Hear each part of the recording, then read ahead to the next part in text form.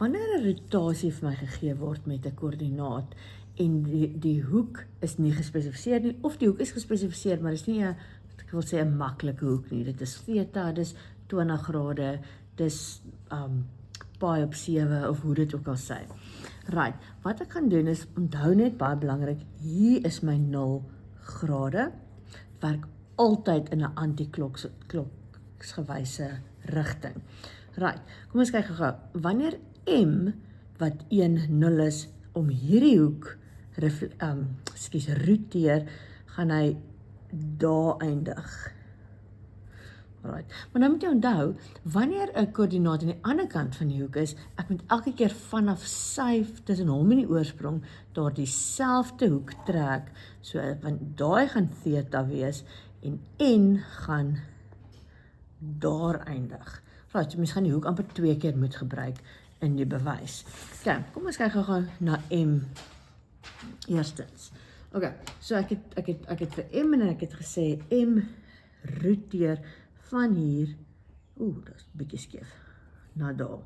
Okay, so die driehoekie wat ek het, omdat hierdie afstand is ook 1, hierdie afstand is 1. So die afstand tussen m en die oorsprong is 1, die afstand tussen die nuwe geroteerde koördinaat is ook 1.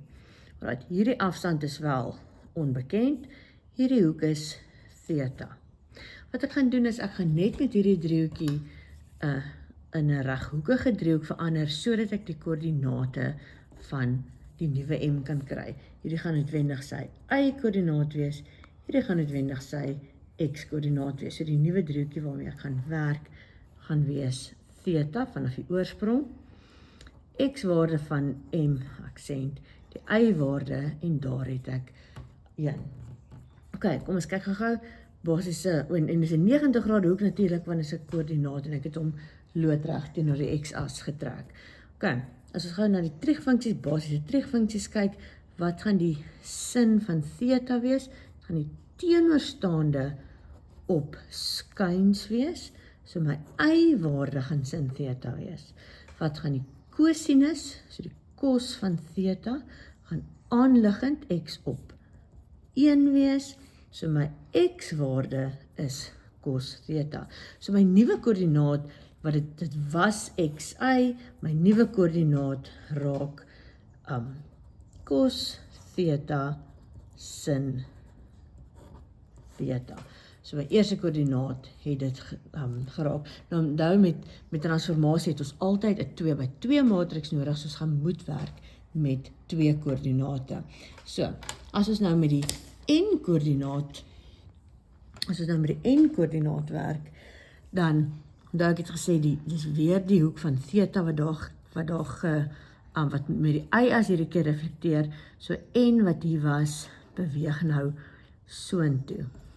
Okay, so ons het die driehoekie wat ek sê, die n-waarde vanaf die oorsprong is 1, die nuwe n-waarde se afstand is 1, ek weet nie wat enig van daai hoeke is nie, hierdie hoek hierso sal theta wees.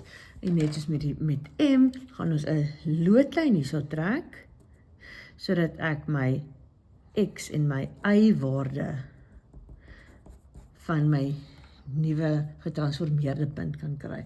Right, so wat het ek? As n hierso is, baie belangrik, my y-waarde bly positief, maar sien jy x het mos nou in die negatiewe kwadrant, in die tweede kwadrant in beweeg, so draak 'n min x en hierdie afstand bly 1. En noodwendig my hoekie hierso van theta. Right, kom ons kyk gou. Die sin van theta, soos ek sê, die sin theta gaan wees teenoorstaande, wat min x is op hierdie stadium, op skuins. So noodwendig gaan x raak minus sin theta. Die cos van theta is aanliggend, daar is my 90 grade, aanliggend op skuins, so dit gaan wees die cos van theta raak aanliggend, wat y is op skuins, so my y-koördinaat raak cos theta. So my nuwe, my koördinaat van waar hy was xy, nou te verander in min sin theta cos theta. En wanneer ek hierdie twee koördinate saamsit om een matriks te vorm, dan gaan my nuwe matriks wees, hier is my eerste koördinaat, hier is my tweede koördinaat, so my nuwe matriks gaan wees cos theta sin theta min sin theta cos theta. Hierdie transformasiematriks van rotasie word vir jou gegee op jou formuleblad, maar dit is belangrik dat jy onderskeid tref tussen wat een is die rotasie en wat een is die refleksiematriks.